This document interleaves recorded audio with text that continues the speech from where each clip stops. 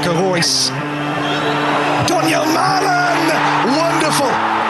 Fantastic from Royce. Jude Bellingham, that's excellent. Jude Bellingham, this is absolutely brilliant. Jude Bellingham! Absolutely magnificent. Reina, brilliant from the American. Just like that. On the best of clearances. Oh, what a volley! Mats Hummels! Brandt in for Haaland! Like he's never been away! The man in front of goal who is simply deadly. Hey, welcome to the BVB podcast. BVB. I've been working on I'm like, every time I hear myself lying, I should probably say it more German to be legit, but I'm American, so it's not going well. If this is your first time hanging out and listening, thank you so much. You can find us on all your preferred podcast platforms, Spotify, Apple Podcasts. You can even find us on YouTube by searching the BVB podcast. Also follow us on Twitter and Instagram at the BVBpod, or email us, thebvbpod@gmail.com. My name's Jake. Carver is hanging out with me as always. How you doing, man? How's it going? I'm doing well. The sun is shining, and we have Dortmund football this weekend, so I'm excited. I'm happy. Not just this weekend, but as of when this episode's out today, like we're recording Tuesday evening, but this episode's going to be out Wednesday. You might be listening before the game. You might be listening after the game. But yeah, it's like almost too much. Like we can't keep up with all the Dortmund stuff now. Like we had a week and a half off or something. Now it's like, oh, now I can't keep track of everything. Yeah, it's kind of a mile a minute these past few days with whether it be the women, the transfer rumors, the 2 matches within 4 days, you name it. The U19 also flying, which I guess we got a doubleheader. I didn't even look at the times, but we have a Dortmund doubleheader with the U19s and the UEFA Youth League, and then the senior team playing Wednesday as well. So we're going to talk about all that. We're going to recap our game over the weekend against Bielefeld. We got some news. We got some news that Carv and I have an interesting perspective on, which we'll get into, but about Bürki. And then, of course, there's been some news lately with Haaland and Akanji, so we'll talk about that. We're also going to preview Mainz. We do have a women's update. They just took a cool trip over the weekend. They didn't have an official league game, but they took a cool trip over the weekend, so our buddy Adam is going to jump on for a quick little update about the women's team. And, yeah, we'll see what else we get into. We got some Twitter questions, but, yeah, right off the bat, let's jump into game over the weekend. Bielefeld going in with a scary looking lineup. Yeah, I mean, it was going to be interesting to see like who was on the lineup and who was going to be. I had a little more optimism. One is Bielefeld, they're like fighting relegation, and they were also missing like 6 senior players too, which gave me it made me feel a little more optimistic. But going into the game, thoughts on the lineup, like what was going through your head? Yeah, you look at this squad on paper, and the starting 11 is an incredibly underwhelming starting 11, to say the least. I mean, we were posting over the past week or so of just injury update after injury update, and it's like there's another one down. It's like every day, it's like there's another one. Oh man, more players catching COVID. We didn't even talk about Tigges. Tigges broke his foot or something that came out. We got that news like well after we recorded the episode. It's just like insane. It's just the roster just kept dwindling, man. These are scary times, but you go into a back four with this game of Paslak, Chen, Pongracic, and Schultz. That's pretty terrifying to say, especially for a league game. And then it kind of turned into a back three at times of Witzel dropping really back between the 2 center halves. And you have the midfield trio of Dahoud and not a trio, excuse me. You have Dahoud and Witzel as the pivots, with Wolf and Hazard on the wings, and then Malen in the hole with Jude in the hole and Malen slipping into that center forward role above that. But yeah, I mean, we knew it was already going to be a tough one given just our current form up and down these past few months. And then with the health of the squad diminishing day by day, really just going to make it tougher now. Bielefeld is battling in the relegation zone, I'll give you that, but they are still a very difficult team to break down at times. I think they were fifth in the league for goals conceded per match on average. And you look at their front line of what we're going into that game, and it's not the most really dangerous looking side in front of goal. So And also I wanted to address last week, there were a handful of players that I looked online and saw in different sources that were going to be out for Bielefeld, and they turned around and they were starting, like Patrick Wimmer and Okagawa. So I sincerely apologize about that. I don't know how the sources I were reading, I guess, were that far off, because I stated that they were out till May. It looked like when the things or places I were looking at, and here they are starting a few days later. So I was like, Jesus, I was completely wrong. But yeah, anyway. I mean, Wimmer looked pretty good too. He looked pretty dangerous. Yeah, he didn't look bad. What were you thinking going into this game? Any thing different? No, just scared. I was like, it was just gonna be interesting. I knew that, and the positive is like we saw that Haaland was back and Reina was back, which was really exciting. We knew they weren't going to start because they'd been out for a while. But yeah, so exciting to see them. And we even heard from Rosa that Haaland would be coming on for sure, which, I mean, you kind of expect anyways. And I mean, I thought they looked good when they came on. They had a couple good chances. It's hard to say. When Haaland comes on, you expect him to score. So it's hard to be like, he looked good, but like you still expect him to score. I would say they look good because they didn't come on and get injured immediately, which is why I felt good. Yeah. But also towards the end, like we just weren't creating much, like didn't get a lot of chances. So to see them out on the field was good.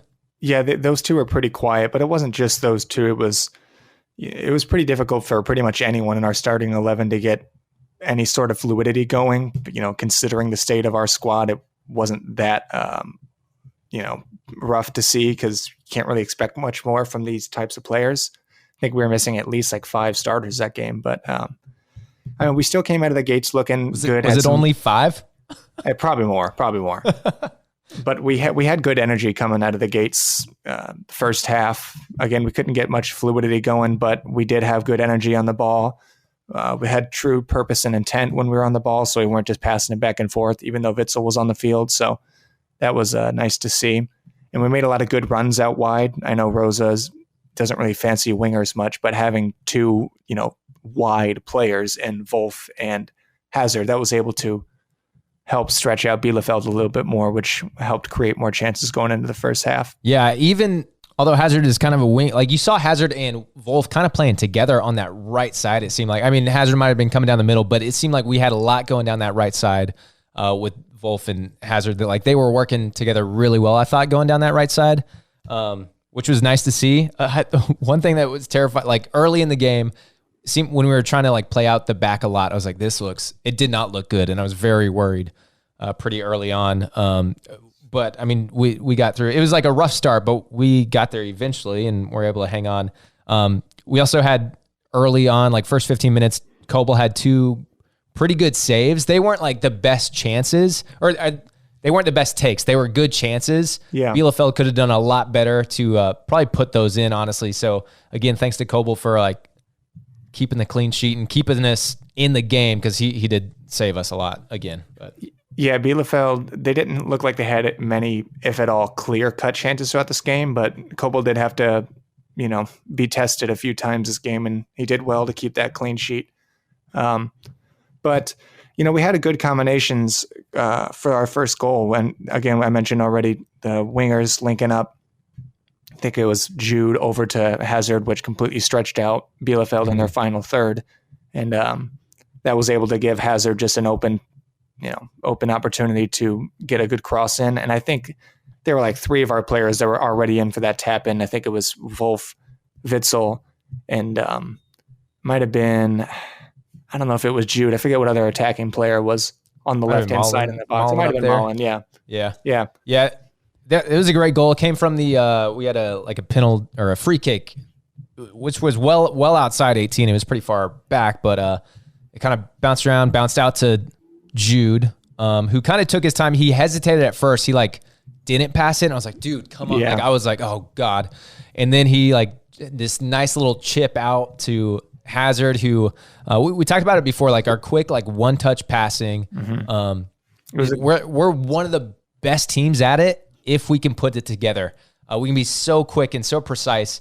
And that's exactly what it was. And man, so many highlights you watch back at Dortmund, you're going to hear, oh, what a great team goal. What a great team goal. Yeah. You hear it over and over and over. And it's like, because that's what we do and we can do it so well. We just need to get the defense solid so that we can play like a team. It's like we're so good at that when we can link it up. And for the most part, we do. It's just like we struggle in other areas. But it was so good like that little chip out past a Hazard, which then you would almost see most players would have like taken an extra touch to settle the ball and then clear it in. And by that time, you're out of time, or like you missed the opportunity. But he did so well to just a one touch right back into the sixth for Wolf to tap it in, which, dude, Wolf was on something this game. He looked great.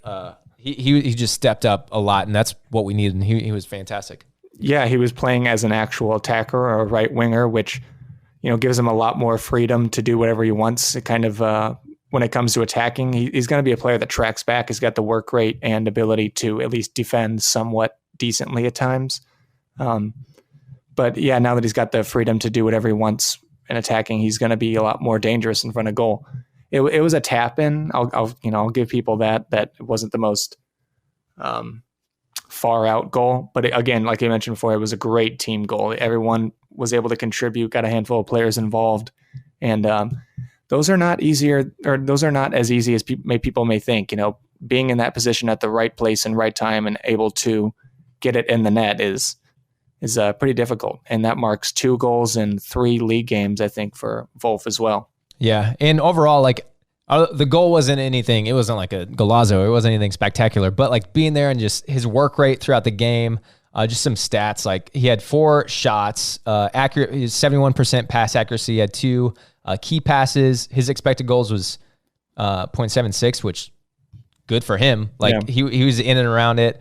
2 out of 3 shot accuracy. I don't know. He had a lot of touches. I think he had the most touches in the box and maybe in the first half or while he was on the field. Like, yeah, his work rate was great. And it was, I was expecting a brace from him, honestly. Like I thought he was going to get another one.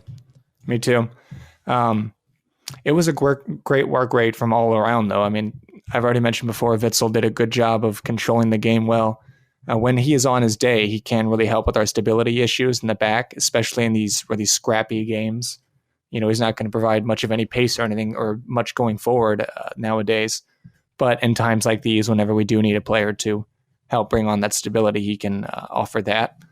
Paslak as well. I mean, we haven't seen him in I don't know how long, and you know, people like said he's just like a little Energizer bunny that's going to give 100% until the final whistle every single game, and he always looks like he has something to prove. So more power to him. You know, for him not getting much of any minutes and still giving that much commitment to the team every time you get those small opportunities is cool to see. Yeah, he was fantastic. I think he was a big surprise for everyone. And he's like, he took his chance. He might not get another chance. Like he had this chance because, I mean, he's pretty far down the list. Yeah. He had this chance because how many injuries we have, but like he took it. And I want to say, like, I hope he's rewarded. I don't know if we're going to see it happen, but like he took his chance and he played really well. So good on him to just like prove himself and step in. I think because he was like so solid back there, that also allowed Wolf to be more creative and make sure he didn't have to track back as much, but really be an offensive player for us. So it was great to see. Yeah, and I know like one of Paslak's biggest downfalls is he's not the biggest person. He doesn't have much of any strength. So it's nice to have Chan right beside him in that back four. And Chan had a pretty solid game as well. He had the really bad mental lapse coming out of like seconds into the second half, and he made that really stupid foul. But other than that, Chan had a really good game as well. Again, I've mentioned before plenty of times that he always likes to drive the ball forward when he gets the ball. He's not just about passing it back around in the back, just left and right. He's looking to penetrate their lines and always get something going. And he brings a lot of leadership too. So he played really well. And decent first half overall. It defended well for the most part. Didn't give really anything away, and minimized needless errors at the back, which those are 3 things that we've been really wanting to see from Dortmund for, most of this season, years really. So wasn't the cleanest first half by any means. It wasn't the best performance we've ever had, but it's exactly what we needed going into the last 45. Yeah, I think like the big thing is the individual mistakes. Like at halftime, I remember just going through tweets and everything, and people were like, wow, we like we look pretty solid, but it's like that's the thing. It's like we didn't have the individual mistakes. There was one, I don't remember who it was, who like passed it right to the middle of the field. It might have been Shan, passed it right to the middle, and that led to one of their shots on goal, I think. But besides that, like there just wasn't the individual mistakes, which is what we see so much and why we think so much like our defense is like shambolic because one mistake, you can have one individual mistake that's going to lead to a goal. But we get punished for it every single time. Yeah. So when we don't have those and goals aren't going in, it's like, wow, we're solid, we're great. It's like, no, this is just how a normal defense should be playing without you like take that issue out and you look so much better even with a makeshift back four. So that was the big thing. It was great. I wasn't like typing up every 5 minutes like, oh, giveaway by him. Oh, yeah, needless terrible giveaways penalty. Yeah, exactly. The second half was a little bit more scrappy, a little bit more cagey. Didn't have too many clear-cut chances, but I know Malen had a handful of great shots this game. 39th minute, I think he had that great dribble where he took on 3 of Bielefeld's players and had that quick shot that went a little over the bar. But early in the second half, he had that gorgeous shot from the right side of the box where it went over Ortega and just under the bar, enough to bounce out of the goal instead of back in. And that was frustrating because I know Marco Reus, his first season with us, he had a very similar goal. It was against Gladbach, but it was on that right side of the box where it had the dip over the goalie and under the bar. So, I mean, Malen, again, just keeps getting robbed by the post this season. I think it's like close to like at least 10 times in all competitions he's been robbed by the post. Dude, that was like, that goal was, or that no goal, that shot, that was another one of those where like, you just didn't see it coming. He's so quick. He can release it with such power and like precision. He's got a lot of shot power for someone that's able to just slap him off like that quick. You know what I mean? Yeah, it was insane. So on that note, we did have a Twitter question. I just want to throw it in there because we're talking about Malen and that specifically hitting the bar so much. Is from Jordan at Hunt_1909. Do you think Malen has been unlucky this season in terms of his goals? Yeah, and that's not trying to downplay, his bad decision making, because I think that's one of his worst downfalls so far at this kind of level, is really just making the wrong decision times on and off the ball.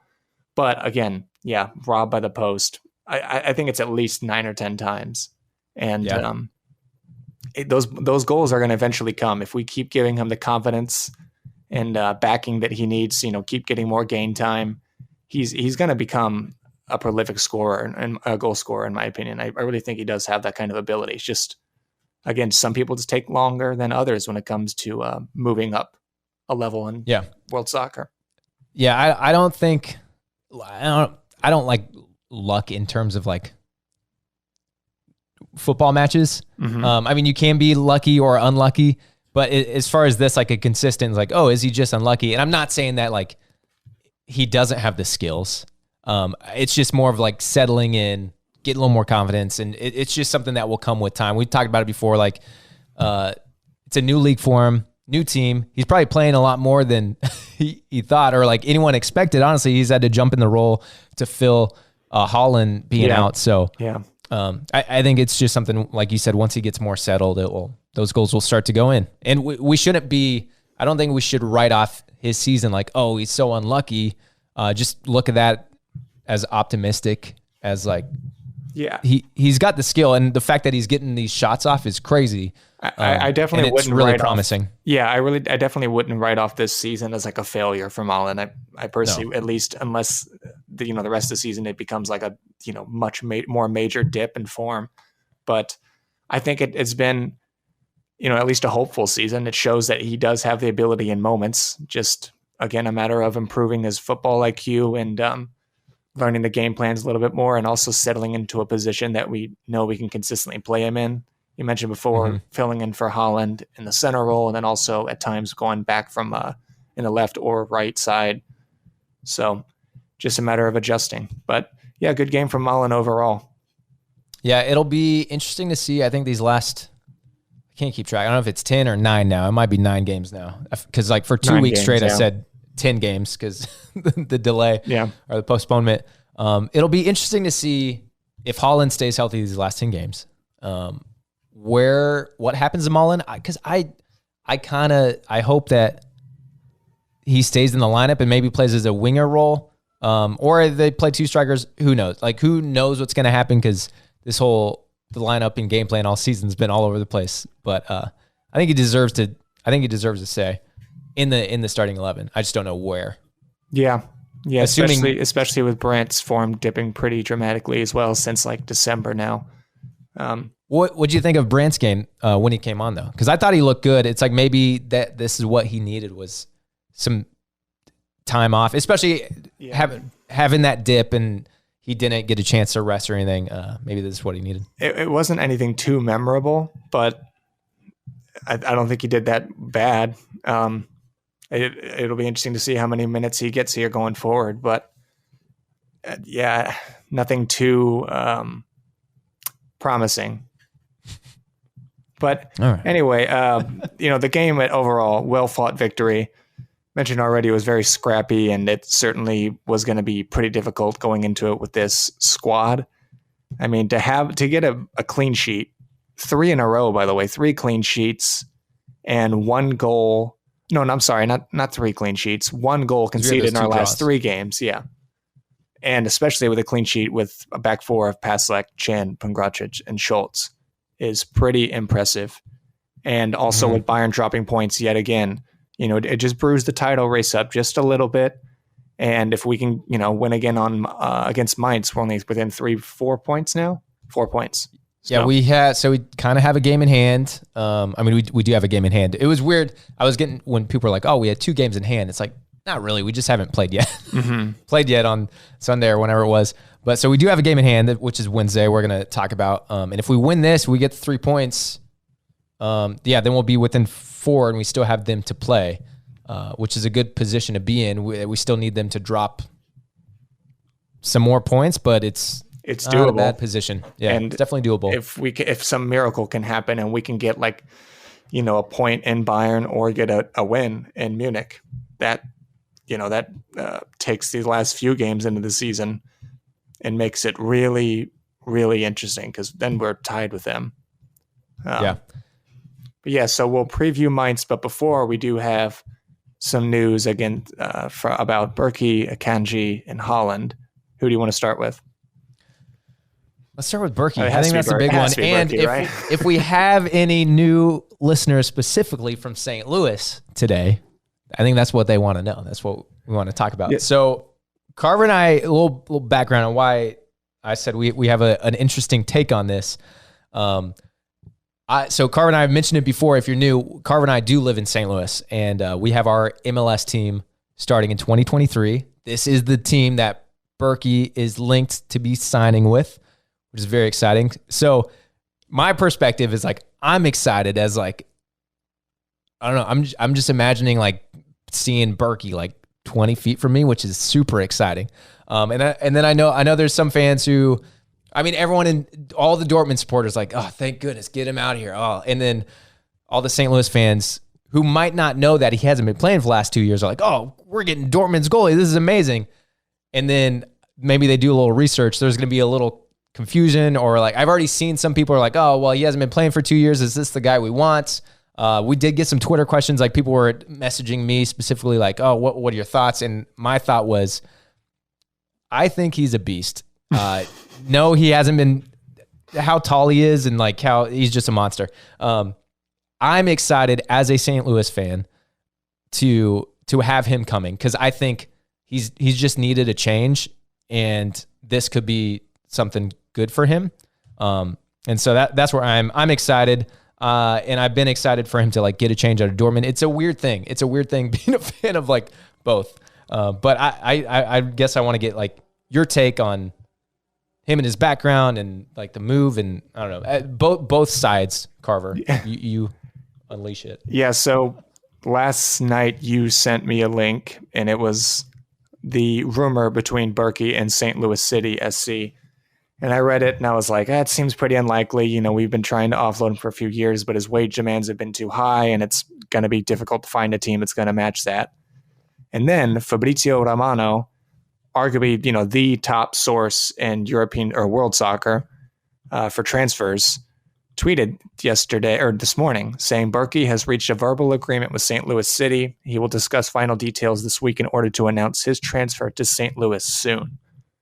And then when I read that, I was like, holy shit, this is insane. And I got me so excited to talk about it because, Bürki and Dortmund have been looking to depart for a few years now. And his tenure at Dortmund has been nothing short of a roller coaster, just full of ups and downs on and off the pitch, by the way. So, like 1 minute, he's one of the most underrated keepers in Europe, in my opinion. And the next, when his confidence takes a huge dip, inevitably, he's making schoolboys mistakes left and right. And, we all know he was never much of a sweeper keeper. And in the modern game and at the level that we needed him to be at, he just couldn't fulfill that role. And he never really improved with his distribution and decision-making. But whatever he lacks in that, at times on his day, he can make up for it in reflexes, and his positioning has really improved a lot. But I know even off the pitch, from what I read online a few years back, it took him a long time to recover after the bus bombing in years back in 2017. So that's been tough for him, I know, and it's some family issues, I think. If I could be wrong, it's just things that I read online. So it wasn't necessarily always, just him and Dortmund. They were having issues, and that's why he couldn't perform that well. But having all that said, this is terrific news if it actually pulls through for both teams. On the St. Louis side, we don't have a keeper yet, and to have one of that experience and bring that kind of ability and quality to the team like St. Louis is huge. I imagine if he performs even at the level that I think he's going to perform at, he'll be one of the best keepers in the MLS, hands down. And maybe Bürki will like it here in St. Louis. It's weird to think, but they're both, St. Louis and Dortmund are both like post-industrial cities. I've only visited Dortmund once, and it was only for a few days, but we do live in St. Louis, and in my opinion, they're pretty similar cities in some aspects. I mentioned already how much deep and rich history both cities have. They both have nice parks. They can both be lively, but still on the small side compared to other U.S. cities. And they both have soccer deep in their blood. So I think Bürki might have looked at that, and that might have been one of the convincing things that brought him over here, if it does actually pull through. But yeah, very exciting. I'm also excited to see him 20 feet away in St. Louis as well. Yeah. So before you give maybe the Dortmund spin and the Dortmund take, or talk as a Dortmund supporter, I want to stay here on St. Louis, and promise we're not St. Louis. We're not going to be an MLS podcast, but this is so crazy. I know we're gonna have some new people from St. Louis who are specifically listening. So, and I do another St. Louis specific soccer podcast. And so the pressure's on from those guys. They're messaging me and asking me what the lowdown is. I don't chill. We're literally recording. So yeah, we'll get to it. But, one thing, and we have mentioned it before, but the sporting director for MLS, or our MLS team, is Lutz Svanenstiel, who has been in the Bundesliga a lot, has a lot of connections, worked at Hoffenheim. And which is why some of our other signings have come from Bundesliga, which is kind of unique for MLS. And when they announced Lutz, and the question was how is this going to play out? Because people thought that's what people thought was maybe we're going to see some Bundesliga people. I cannot talk. Bundesliga people and players coming through, because MLS is very much players coming through from South America, which is a great transition. And that leads to a lot of those South American players eventually move into Europe. It's a nice kind of stepping stones thing. So it was going to be interesting to see how this all worked. And Lutz is doing it. He's gotten some young players coming to us. Yep. Now we have Bürki, and I think. No, we don't have, but more than likely, yeah. By the time this episode is out on Wednesday, we might have Bürki. That'd be crazy. We don't have as of we're recording it. But I think, obviously, Lutz has a good reputation, and he's saying the right things to get these guys to come. Even though the team won't officially start for another year, the pro team is not starting for a year.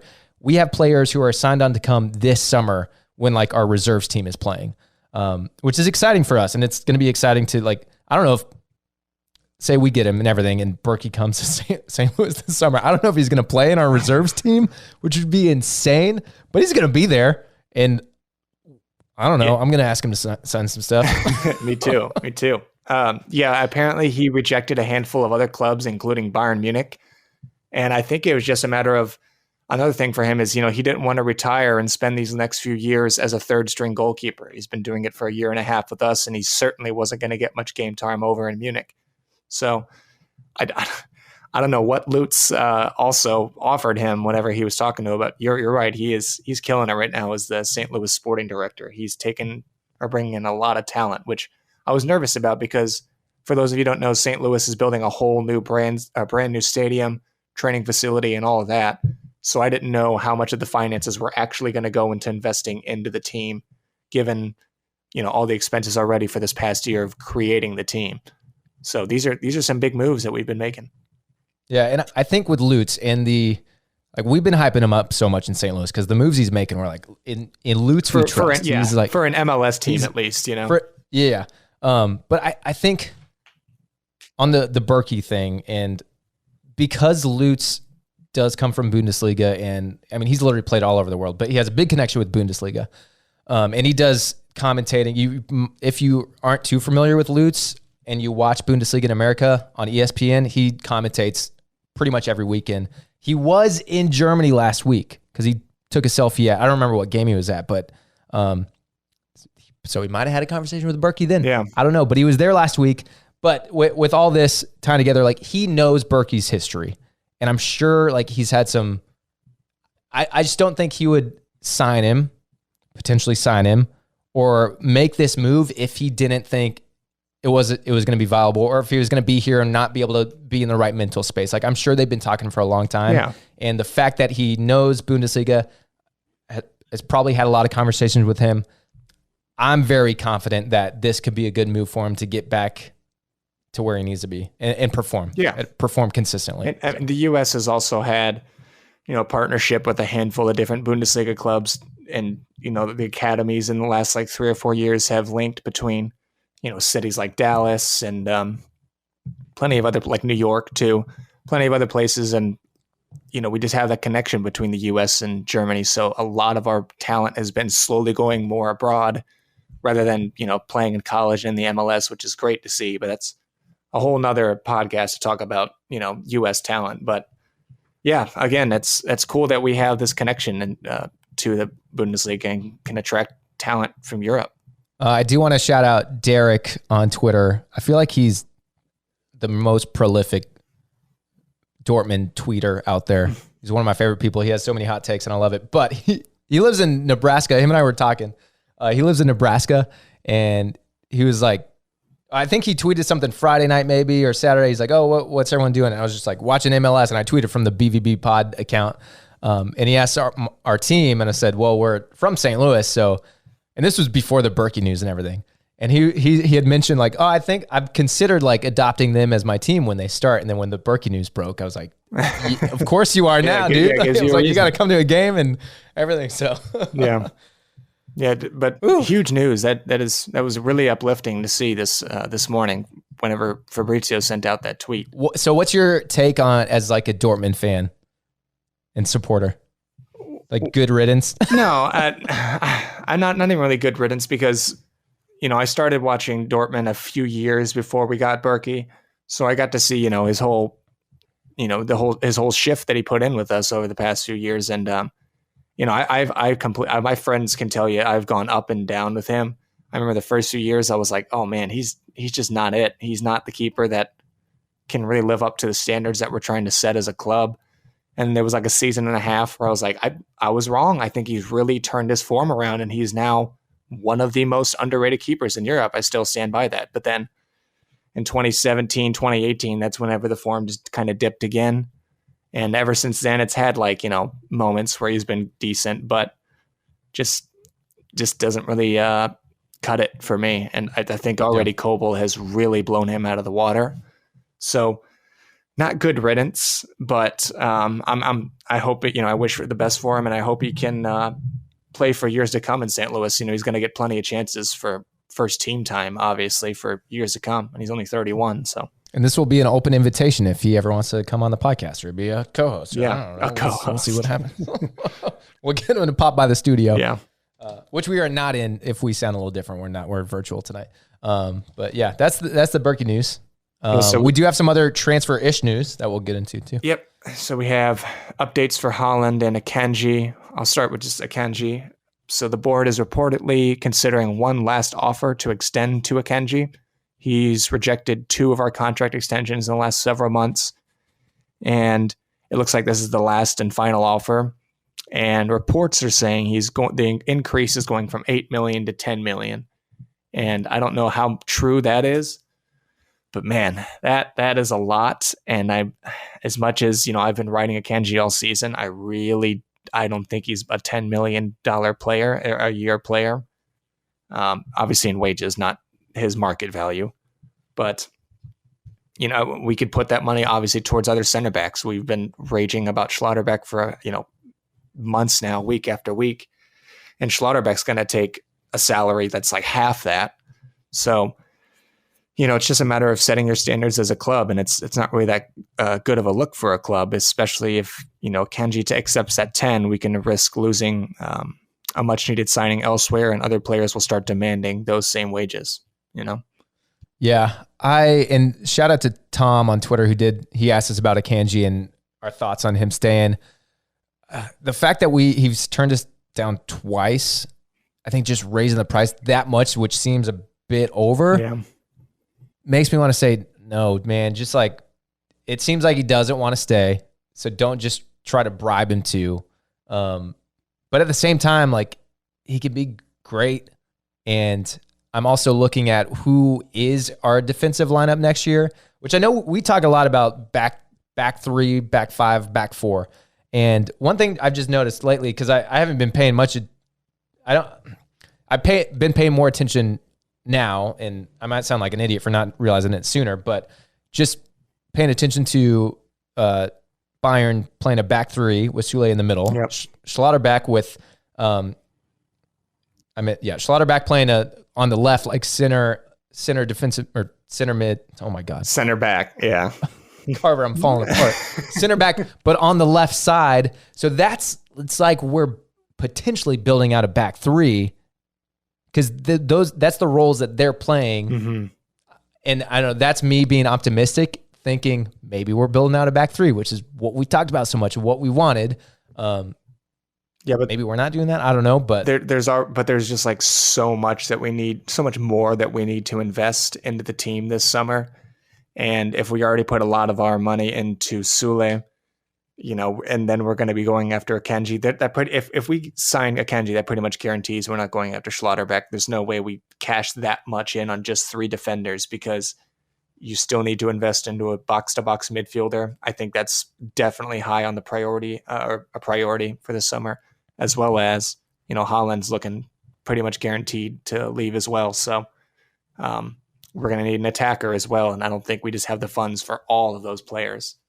So, what is I forget the Zagadou situation. Is his contract up? Is that one you think he's out? Yeah, so his contract does end this summer as well. So we have a handful of players leaving this summer, and then a lot of players leaving in the summer of 2023 as well. So it's going to be, kind of a do or die these next 8 or so months for Borussia Dortmund do we know if, half of our team is going to leave or stay? Yeah, that's one thing. I think Zagadou is probably going to leave as well.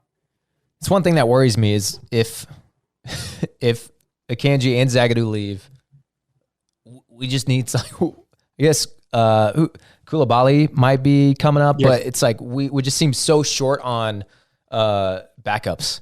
Yeah, I think if Akanji and Zagadou leave, we could go in for Schlotterbeck. That relieves a lot of wages, especially with Bürki leaving. And then so you lock down 2 defenders. I think that's probably good enough for center backs. Especially until one gets injured. Yeah, it's fair, but you still have 3 guaranteed starters in Schlotterbeck, Hummels, and Sule. And then after that, you can look at, you can go back to the Chans and Koulibaly's. But yeah, next you want to go into a box-to-box midfielder, attacker, and potentially a winger as well. It's sad because, Akanji, this is easily his best season with us. He's looked phenomenal. I've said to plenty of people these last few months that he's one of, if not the most underrated defender in Europe. But at the same time, this is also like the only season that he's really performed this well. Last season, he was all right for sure. But like before that, I mean, it was easy to find people back then that did not care for Akanji much whatsoever the first 2 years he was here. So it's sad to see him depart, but if that's what he's looking for, if he's chasing that kind of green, it looks like we're going to look elsewhere. So since we did talk about attackers and wingers, so on that note, not that he's a winger, but we had another Twitter question from Nico on Twitter, of course, because, man, I am all over the place. If you can't tell, I'm all over the place. Said, are you... Okay, this is we've talked about it before, and I'm going to go off a little bit like I had before. He says, are you also tired of the Haaland saga? Yes, every Borussia Dortmund fan as is. I am. Absolutely. So here's where I am. I'm not. I don't even think it's a saga. Like what? It's been since the day he signed. It's been a saga. But if okay, maybe last spring there were rumors like almost every other day. There's always gonna be rumors, and it's not like, I don't know. Part of the saga is people are mad, like make a decision, but it's like we don't need a decision now. I disagree. I think we needed a decision a few weeks ago. Well, I mean, you need to prepare for it's already a huge summer for us. And, you know, with Haaland leaving, it's going to be that much more vital to find at least a half decent replacement for him. And you have to get these decisions right. And if you don't have that much time, it's going to be hard to find the proper replacement. But so, yeah, the update that we had for him is Fabrizio Romano also had on his podcast that released today stating that Real Madrid, are ready to pay whatever Borussia Dortmund want for Haaland. I think even there were rumors of they're going to pay more than his release clause to kind of, I guess, seal the deal. And also, according to Romano, it is up to Haaland where he wants to play. And he apparently does not care about money. He cares about the project of the club. You know, remember, he chose Salzburg over Juve years ago. He chose Borussia Dortmund over Manchester United in 2020. And now, you know, I think he's just going to be ready to take that next step of where he wants to go and hopefully chooses correctly as well for this decision.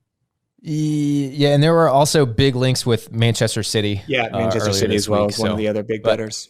I guess my thing is, I understand that we need to know if he's leaving or not. I've kind of just always been under the assumption like he's gonna leave. Like, I guess that's where I am. So I'm like, I saw it coming. Like, so I'm just like, don't be mad at him now. Just let him play. Let him score goals. Yeah, and just know that he's not going to be here next year. It's sad, but that's the actual truth. It literally is just enjoy him while you can, because I mean, if some miracle happens, he turns around and chooses an extension with us, hallelujah. But yeah, that's another player that's probably going to be looking to leave this summer. But just wanted to give a good update. So, I mean, at least we have 3 solid updates on players that, you know, that have been back and forth for the past few months. Now we know a good amount. So okay, random question. Sure. Not Dortmund related. I mean, just a Haaland. Do you have a preference where you would like to see him go? I want him to stay because I think he still has a lot of love for this team, and he hasn't played. I think he's played like less than 10 matches, maybe even 5 matches under a full stadium in Dortmund. So I think he really missed out on that, and that could have maybe influenced him to stay had there been no pandemic. Not saying that's, you know, that was like the priority of the pandemic or anything to get him to stay with anything, but yeah, but also I'm not someone who puts a player over the club in any circumstance. And if he has that kind of attitude where he just doesn't really look like he wants to be here and he has that body language at times, then yeah, cash in and let's move on. We've done it with countless amount of great strikers in the past 6 or 7 years anyway. And I didn't ask that question as a like me saying I want him to leave. I've just like accepted it. Also just me as, so I was thinking of me as like a guy, I do watch a lot of Premier League. And so I would rather see him go to Man City than like a Man United, because Man City's already good. They're already winning everything. It's like, fine, let him they Wait, you keep think winning Man stuff. United is going to win everything? What do you mean? No, Man City. I said I would rather see him go to Man City. As a Premier League fan who watches a lot of Premier League, I'd rather see him go to Man City than like a Man United. Yeah, but United aren't. I think you were saying United are winning everything. Well, I meant Man City is already winning everything. Okay. And so I don't want him to come to Man U and make them better. Like, still make the Premier League a little bit more interesting. People always talk about the Bundesliga being, a one-horse race, and it's kind of like, almost every league besides maybe La Liga in the past few years has been becoming like that. I mean, you have Liverpool in the Premier League, but you also had like Man City winning the league like 4 out of the last 6 years or something like that. Yeah.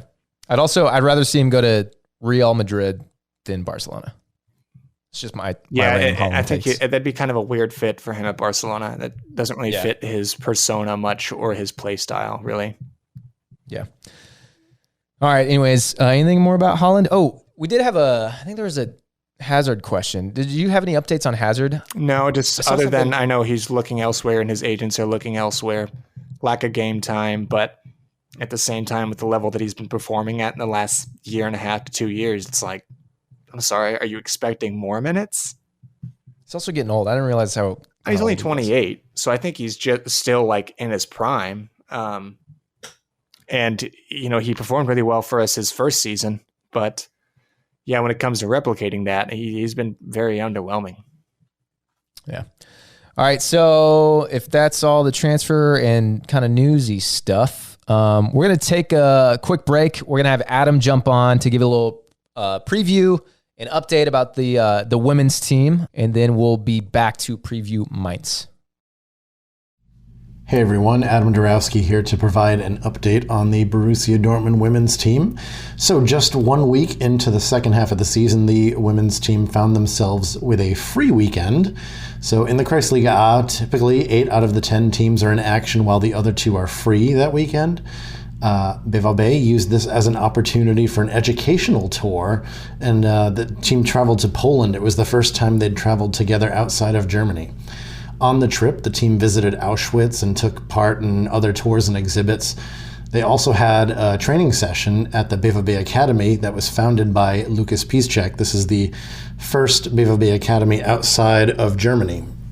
On Saturday, they played a friendly match against, or I'm going to work with the pronunciation here, Gozakovic Droj. I believe that's close to what it is.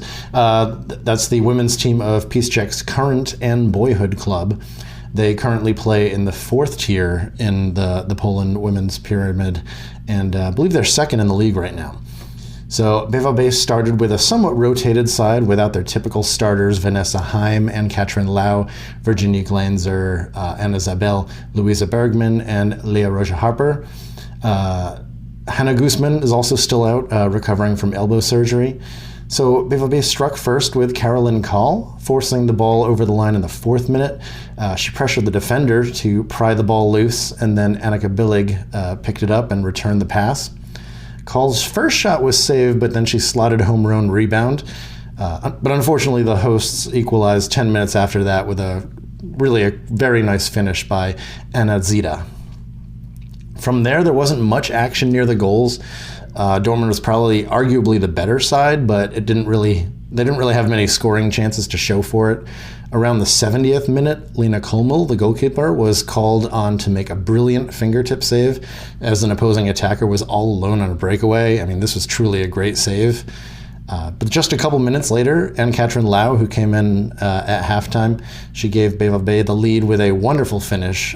Center back Marina Young had picked up a loose ball and then found Anna Zabel, who also came on at halftime, and in open space. And then Zabel passed to the onrushing Lau, who stopped on a dime, giving her space from the 2 defenders. She kind of caught them off balance. So then she lifted her shot perfectly into the far upper corner where the goalkeeper just couldn't reach it. And it was 2-1 Dortmund. The only problem is that in the 90th minute, Gokalkovic Droj, I'm working on it, drew level and finished with a 2-2 draw. I don't have any details on that goal because unfortunately the stream had stopped at that point. We missed the last 10 minutes or so. So Dortmund has played 13 friendlies now. That's quite a few. Many of them against competition 1 or 2 tiers above them. In those friendlies, they have 8 wins, 3 draws, and 2 losses. They've scored 36 and conceded 14. And the leading scorers in the friendlies are very similar to the leading scorers in the league and cup play. Vanessa Heim has 6 goals, and then Anne-Catherine Lau and Hannah Guzman, despite her injury for the most recent set of games, have 5 goals apiece. BVB will be back in action on Sunday, March 20th at home against SF Solderholz. Solderholz was one of their tougher opponents in the first half. Dortmund still came out victorious 4-0, but 4-0 was pretty much their closest match in that first part of the season. Solderholz does sit 3rd in the table with 7 wins, a draw, and 2 losses. Then on Thursday, March 24th, so just 4 days later, they'll play the Kreispokal semifinal, or is it quarterfinal? One of those, against Vambala SV. Vambala plays in the Bezirksliga and sits 7th out of 14 teams. They have 7 wins, 2 draws, and 6 losses.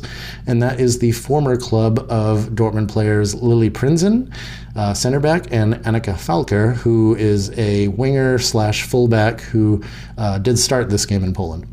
So both of those matches are going to be streamed live, and you can find links. I'm sure that the folks will tweet it out. If not, I will. You can find me on Twitter at Fußballtwit. Once again, this is Adam Dorowski. Happy to talk about the women's team anytime. Take care. All right, thanks, Adam, for the... Oh, no, Carver's back on camera. Carver came back from the break with his cat just staring at me. She has something to say. She has important updates. Yeah, her update is thank you, Adam, for doing that awesome women's preview. We have all his info, his website and his Twitter, everything in the description of our podcast. So check that out. Check out Adam, give him a follow. And we'll probably have him keep doing some updates because he's awesome. Has a lot of great info. And real quick, before we get into the preview from Mainz, there's a very good chance this game is already on or starting really soon. If you're listening to this beforehand, I don't know what time you're listening to it, but the Dortmund U19s, we mentioned last week, they've been flying, cruising. They're in the quarterfinal of the UEFA Youth League. They just beat Man United, the favorites for the tournament, and now they're playing Atletico. I think, Atletico. Kickoff is at 10:30 Central Time. I believe you can watch it on the UEFA.tv website for free. So maybe check that out. But yeah, hopefully they can. And they also made it. I don't remember how far. They just won a game to progress further in the German Cup too, U19 German Cup. So yeah, they were in the Pokal as well. Yeah. So we might not. So the first team might not win any trophies, but Dortmund U19 is going to bring them home for us. There's always silverware somewhere. So yeah, make sure you're paying attention to them. But later, whether you're listening before or after, Dortmund senior team also kick off 12:30 Central Time against Mainz. So we'll get into our preview of them. Yeah, Mainz looking pretty solid this season. They're been sitting mid-table for the better part of this whole season, really. And they've won 2, tied 1, and lost 2 in their 5 league games. They had a short run where they beat Hoffenheim, tied Freiburg the next game, and then the next game after that, they had that last minute winner against Leverkusen. And I think that's what Adam was mentioning a few weeks back when he was on. But Mainz are a solid team, man. They rank 3rd in the league for goals conceded per match. It's tied with Freiburg and only 1 goal behind Bayern. So they're a very defensively solid team. So I hope Haaland is going to be playing, and I hope Haaland brings his A game, because we mentioned before how toothless our attack can look at times. And if we have trouble breaking teams down like Augsburg, it's going to be even, a lot more difficult to break down a team like Mainz. But Mainz also have a handful of decent attacking players. They have the left attacking wingback Caracol, if I'm pronouncing that correctly, the young Spaniard who's had a handful of assists and goals this season for Mainz. And I know also Adam mentioned a few weeks back that Brookhart usually nets one against us, but he hasn't scored or assisted since January. So maybe we can. So it sounds like a great time for him to score. Yeah, exactly. I was just about to say he's due for a banger against Dortmund. That's for sure. Oh man, Do you think, so going into this game, do you think Haaland and Reina start? I think, I think Haaland doesn't start because I saw on Stefan Bosko, the co-host or the host for the Yellow Wall, he was tweeting that like the day after the Bielefeld game, Haaland already picked up a small knock. So I don't know if I don't know if he's going to be fully ready to start, but I think Reina will. And I hope Reina performs well because he's been out for so goddamn long. And I'm extremely happy to have him back, but also he needs to pick up the pace and pick up his body language because, if he's going to not produce that many goals and also not really have the mentality to chase balls down like he did a few games ago before his second knock, then, his playtime's in trouble, in my opinion. Yeah, so I just pulled up, and of course, by the time this episode's out, you're going to know way more than we do 24 hours before the game. The lineup might be out and everything, but so I just looked back to see like the latest quotes from Rosa for the press conference. Marco Reus is still sick at home, but he's feeling better. He won't be available tomorrow. Erling and Gio have coped well with their minutes from the game. Mats will be there. He tested negative. Rafa can't be there yet.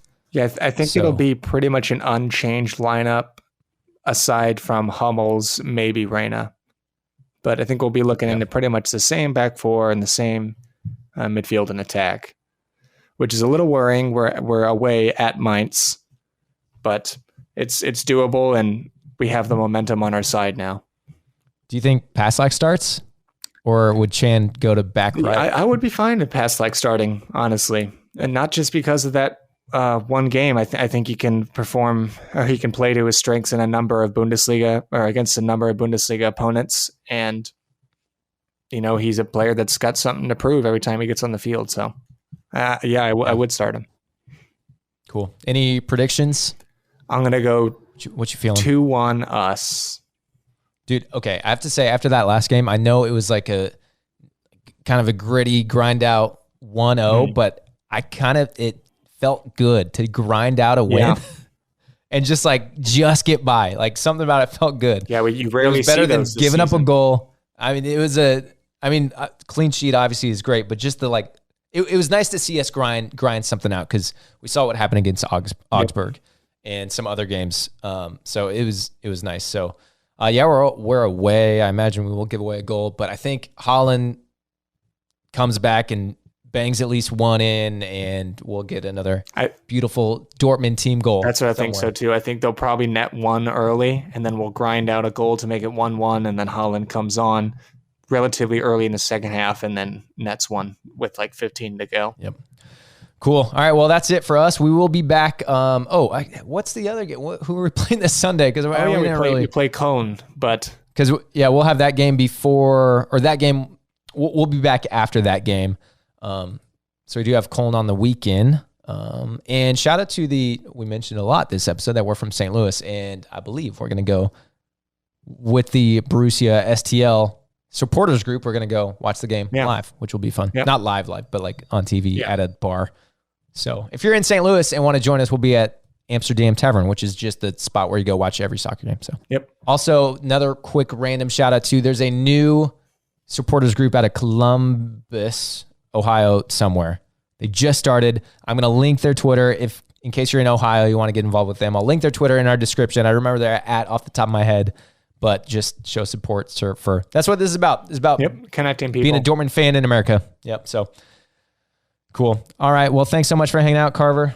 Thank you as always. Yeah. Thank you for having me. And let's get some wins this week. Got 2 big dubs to get. Yep. All right. That's it. Bye.